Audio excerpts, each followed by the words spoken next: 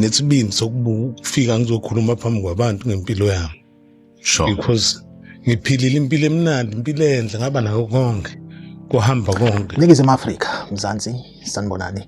Nginibingelele kuphi nakuphi la enibukele khona-ke. Makuthi-ke usuku lakho lokuqala uyithola-ke uhlangana nalo mbukiso, ngicela ungalenzi iphutha kusekhala, subscribe ku-channel, ulike ivideo, ebese-ke uciphiza i-notification bell. Wenzelani?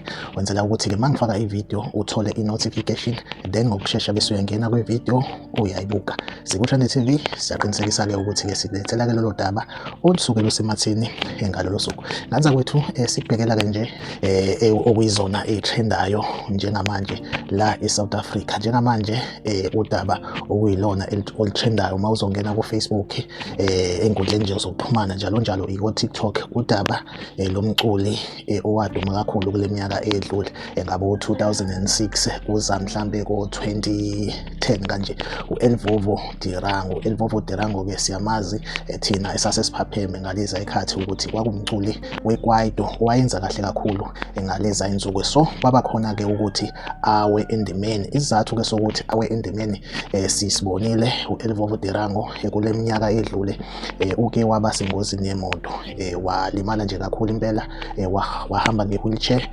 Uthe mayisinda esesindile then wase eshawa i-stroke, then-ke usephila ngasho ngithi uphila ngokugula because iside lakhe langala ka-left impela akusahambi kahle after ukushawa i-stroke. So ekuweni kwakhe-ke because impilo yakhe ibonakala iwile njengamanje.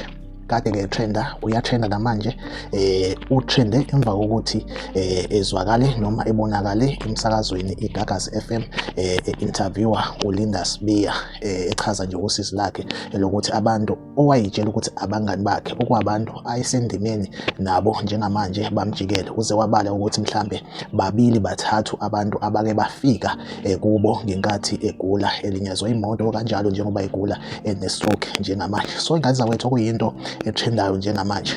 Elvovo Dirango njengamanje uyanikelelwa imali ukuthi azame ukulungisa impilo yakhe. Samaria olungileyo uyenziwe Qiniso Nzimande, abanye bazomazi udume kakhulu ku-Facebook.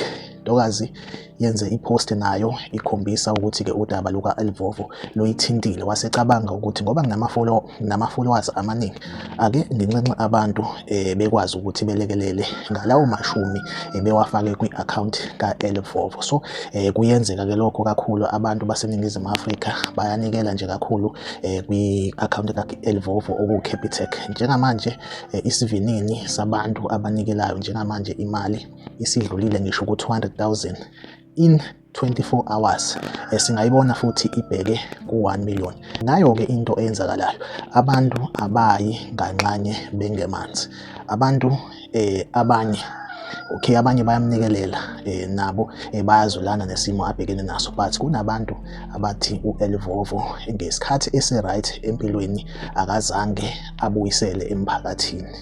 So ilona daba olutrendayo njengamanje. Abantu idlanzana, ngizothi idlanzana, but njengamanje umthamo wabo baningi abantu abathi bona ngeke bakhiphe imali yabo ngesimo sokuthi lo mculi lo osephetula izinto njengamanje, lo mculi akazange abuyisele emphakathini. Bathi nje wakumnandi ngesikhathi sakhe, edla ingane, ephuza notshwala njalo njalo, akazange ebuyisele emphakathini. Ntokazi yakaGcwensa uyenziwe wakandimande. Njengamanje-ke usekhiphe i-proof futhi waposta ku-Facebook, eposta la okubonakala khona u-Elvovo sesikoleni sangakubo eyonikela emphakathini wangakubo. Abantu bangakubo bayafakaza bathi thina imisebenzi ka-Elvovo ebuyisela emphakathini siyibonile. So ingaza lethu ilona daba olutrendayo njengamanje. Ukube nami nginemali angifuni ukuqamba amanga, ngabe ngiyanikela njengamanje because i-proof sengiyibonile. Before bengithi ngeke ngidlale ngemali yami, nami angifuni ukuqamba amanga, benginga kuleli side leli elithi ngeke lidlale ngemali yalo because ngaleso sikhathi okay, yes ngase ngiphapheme, but izinto ezazenzeka ngaleso sikhathi sasingayiboni ikakhulukazi because nange-technology yangaleso sikhathi yayiphansi kakhulu. So kuningi esasingeke sikubone ngaleso sikhathi. So nami ngivulekile-ke njengamanje. Ntokazi yakaGcwensa umandemande useyikhiphile-ke i-proof yokuthi u-Elvovo abantu bangakubo bathi cha bona bayibona imisebenzi ka-Elivovo ebuyisela emphakathini. Ngaphansi kwethu awulike ivideo, subscribe ku-channel, uphinde ucommente kwi-comment section ungitshela ukuthi wena kuthini ukuphawula kwakho nje ngalolu daba oluthandayo luka-Elivovo Tirango onikelelwayo njengamanje imali ibonakala ibheke ku500,000 mawuzobona ukuthi isidlulile ku200,000 in 24 hours. Ngaphansi kwethu asihlangabezane kwivideo elandelayo.